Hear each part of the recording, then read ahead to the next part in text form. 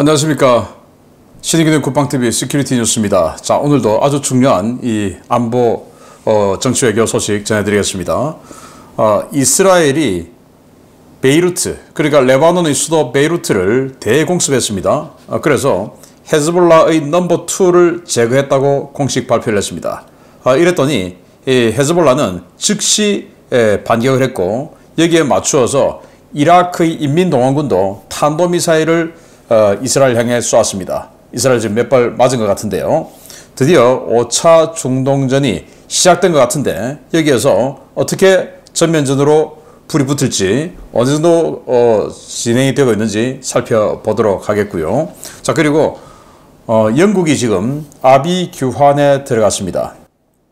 무슬림 소년이 여성 소녀들을 댄스 학원에서 무차별 칼부림 난동을 해서 여러 명이 지금 죽었습니다. 여기에 영국 본토인들이 완전히 분노해서 무슬림 쫓아내라 라는 이런 폭동에 들어갔는데, 여기에 대해서 영국 정부가 아주 미온적으로 나오고 있으니까 영국 국민들이 분노가 더욱더 높아지고 있는데요. 이 상황 같이 한번 보겠고, 자, 그리고 중국과 러시아가 우리나라를 도발하고 있습니다. 그런데 우리 언론 안 나오죠. 어떻게 도발하고 있는지 보도록 하겠습니다. 첫 번째입니다.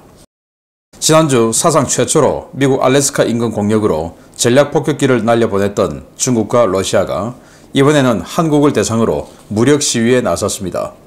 중국은 전략 정찰기를, 러시아는 전략 폭격기를 보내 한반도를 에워싸는 비행을 실시했습니다. 중러 군사 협력이 점점 더 강화되는 것 같습니다.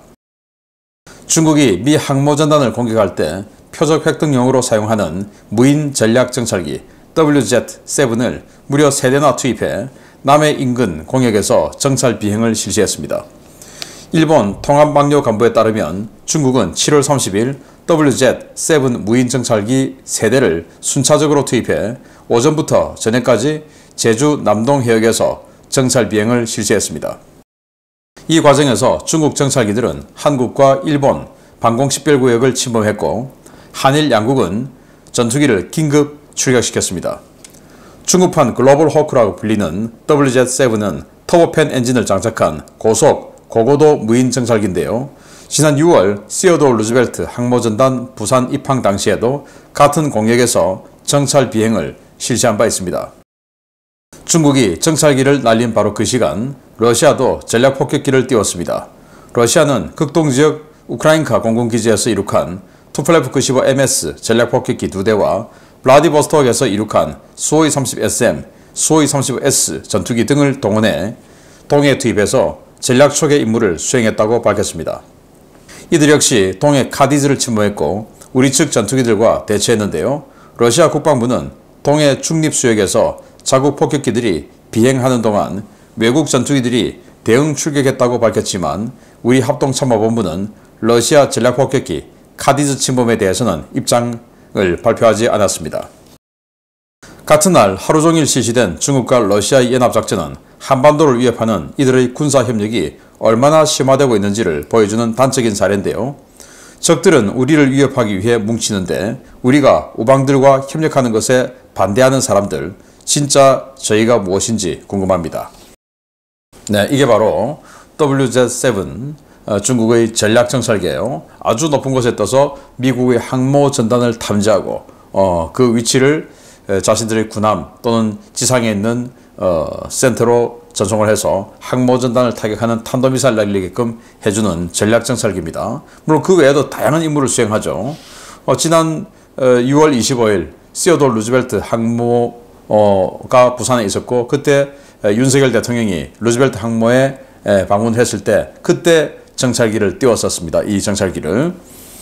자, 그래서 일본 통막의 발표에 따르면 이런 식으로 비행을 했다. 그래서 일본 규슈, 그리고 규슈와 제주도 사이, 그리고 제주도 남방, 제주도 서방 이렇게 왔다 갔다 하면서 했는데, 이렇게 비행을 하면서 일본의 자디즈, 일본 방공식별구역, 그리고 한국의 카디즈, 한국 방공식별구역을 지속적으로 침범했다라는 거예요.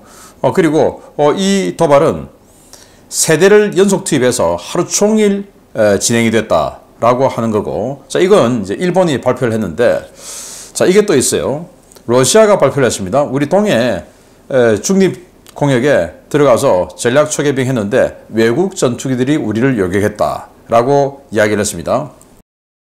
러시아의 투플레브 95 MS 핵 전략 폭격기죠. 이거 2대, 그리고 수호이 35 전투기 2대, 그리고 뒤에 여기 조금 보이죠? 수호이 30 전투기 2대 해서 전투기 4대, 그리고 폭격기 2대 해서 총 6대의 그 군용기가 와서 우리 카디즈를 지속적으로 침범했는데, 여기에 대해서는 일본은 아무런 발표도 안 했어요. 그 말은 일본 방공 식별구역인 자디즈는 들어가지 않았다라는 말이에요. 오직 한국의 방공 식별구역인 카디즈만 들어와서 휘젓고 나갔다라는 건데, 여기에 대해서 우리 합참은 아무런 발표도 안 했습니다.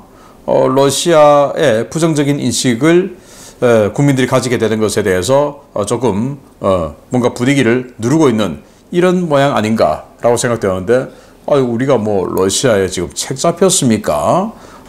왜 이럽니까? 그래서 이런 우리의 방공식별구역을 자기들이 전략 초기한다. 자기들이 작전구역이 우리 방공식별구역입니까? 아니죠.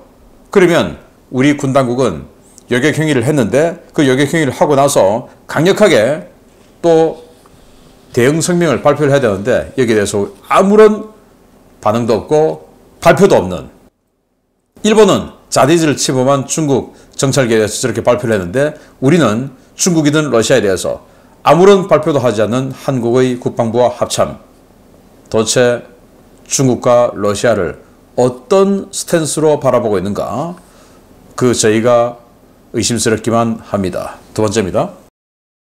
전 세계를 충격에 빠뜨린 영국 칼부림 사건, 역시나 무슬림 이주민의 소행이었습니다. 영국 정부가 범인의 신원을 감추고 이번에도 솜방망이 처벌을 할 것이라는 관측이 쏟아지자 결국 분노한 영국인들이 들고 일어났습니다.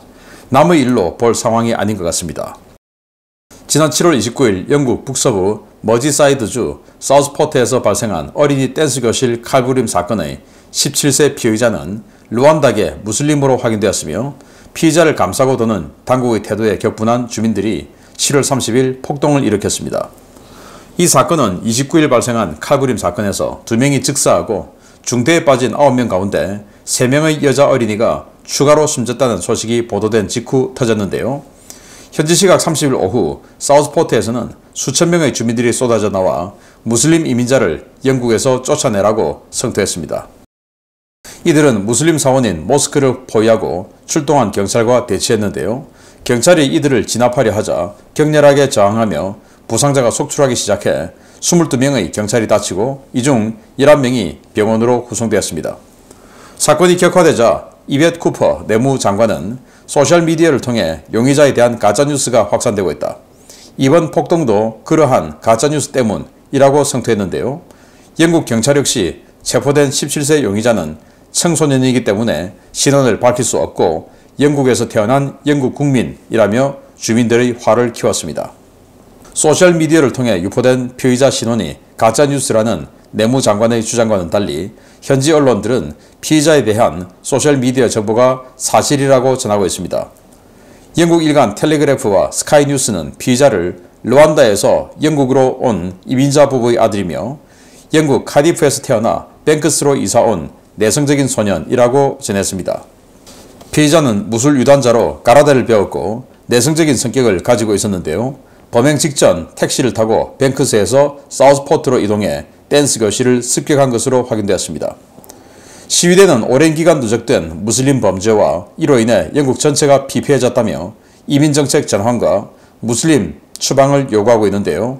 과연 영국 좌파 정부가 영국 토착 국민들의 목소리에 귀를 기울일지 모르겠습니다.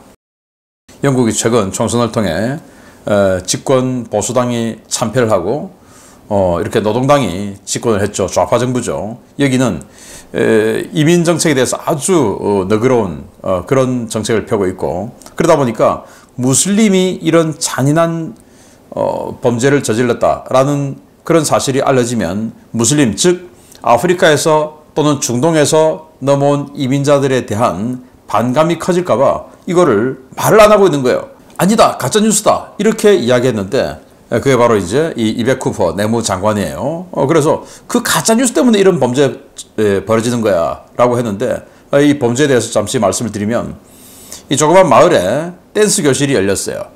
이게 이제 상시 있는 댄스 교실이 아니고 이벤트성으로 댄스 교실이 열렸는데, 이 아주 유명한 여성 가수죠. 테일러 스위프트. 그 테일러 스위프트의 춤을 가르쳐 준다 하니까 인근에 있던 다른 마을 소녀들 뭐 등등 해서 다 춤 배우러 온 겁니다. 춤 배우러 왔는데, 그때 이 17세 소년이 이 댄스 교실에 난입해 들어가서 무차별 칼부림을 했고, 그래서 현장에서 2명의 소녀가 즉사했고, 그리고 중태에 빠진 9명 중에서 또 3명이 추가로 죽었어요.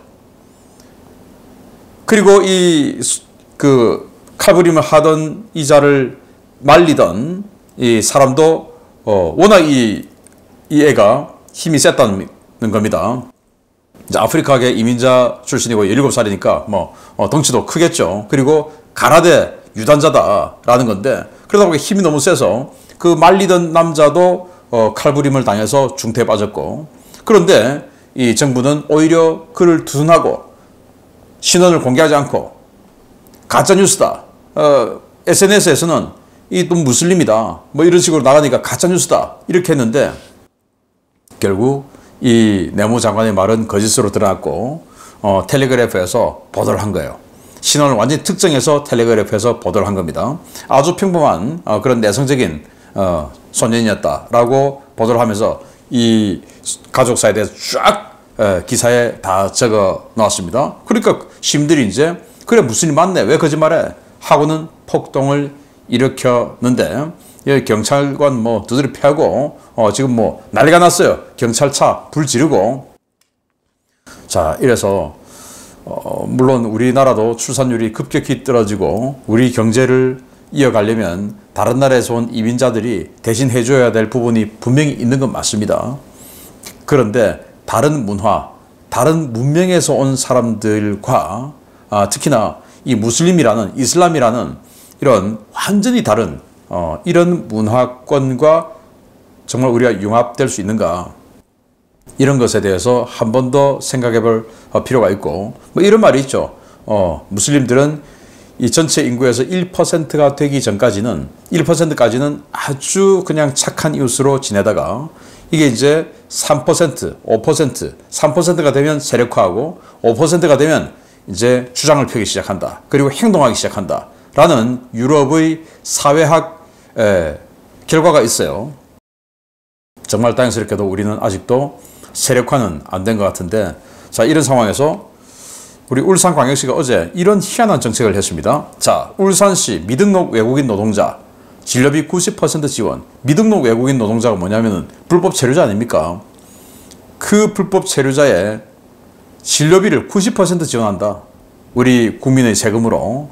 네, 울산 시민들의 세금으로 불법 체류자 진료비 90% 지원한다. 이 불법 체류자가 없으면 울산 경제가 얼마나 힘들어지는지 지금 이 자리에서는 알 수 없으나, 과연 이것이 옳은 것인지 한 번 더 생각해 볼 필요가 있다. 특히나 무슬림에 대해서는. 그래서 영국에서 이 무슬림 범죄가 얼마나 심하냐. 무슬림들이 1년에 평균 5만 건의 칼부림 사건을 한답니다.